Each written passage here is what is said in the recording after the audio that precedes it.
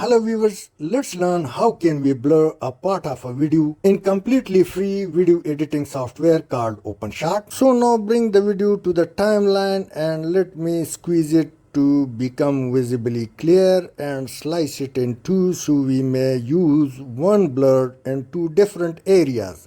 Click on the first video and then click Effects.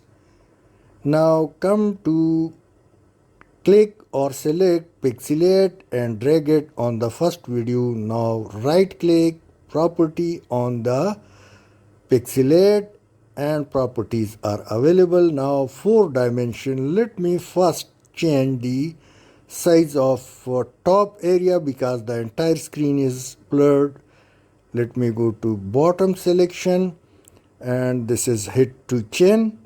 Now right margin, let's squeeze it, and left margin. Now only face area has been covered with blur. Let's click or drag pixelization to increase or decrease the intensity of blur. Let's play it and now you can see the face is blur. Now let's use the same pixelate on second video. So simply right click, copy effect and right click on the other video, click paste. Now it's done. So let's change the only 2 dimension bottom and top, and now in place of face now I blur the hands. Let's play it. Face is covered and you will shortly see hands are blurred.